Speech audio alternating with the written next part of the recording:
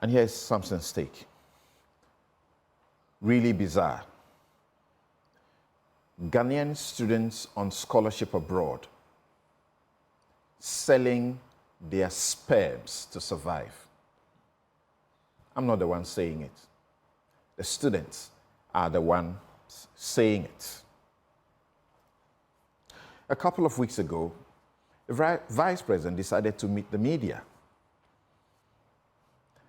I shelved all the questions I had planned to ask him because some of these students had spoken to me and I discovered that their plight was very bad. That students who are on scholarship abroad, that Ghana has decided that it can afford to help them get an education to come and assist the country's development. Some have gone over 37 months without receiving their stipends. How does the government expect them to survive?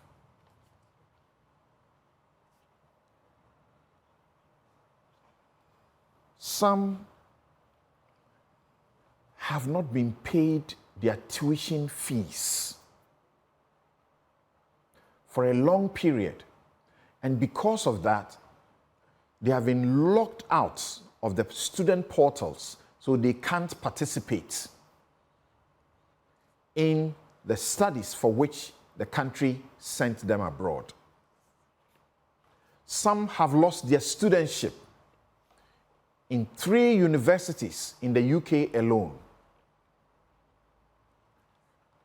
Some have actually lost their studentship and are facing deportation.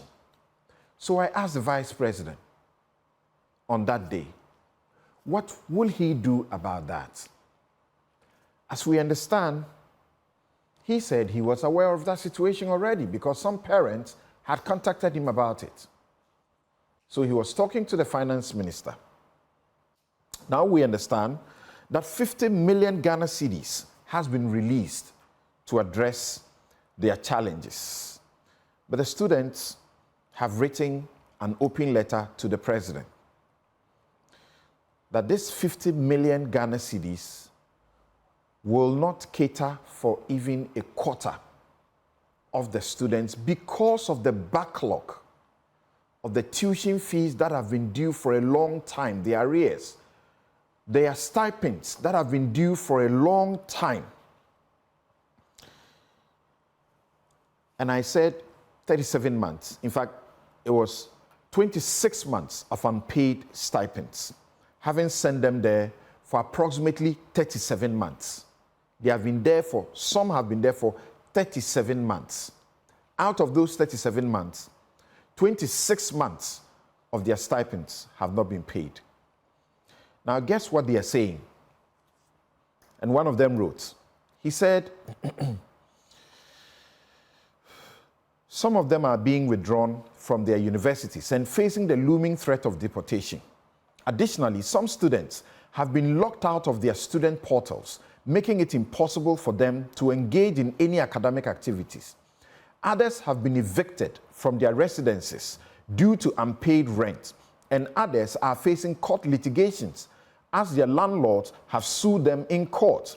Others have had to resort to sleeping in their university libraries because of their inability to pay for their accommodation.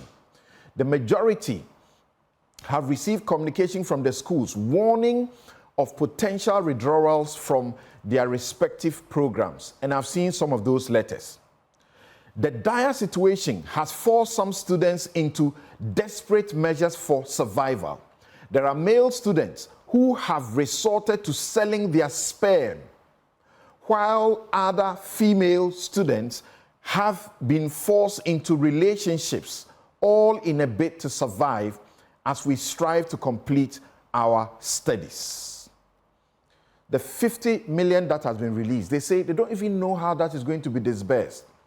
Because something goes on. This country, we can't get anything right. They will look for certain people belonging to a certain party and government and take care of a few and leave the majority. That, they say, will not work. So please, pay attention to this student. This is the open letter from Pius Apre, University of Kent. It's on myjoyonline.com. I'm Samson Ladia Yanini, and this is my take.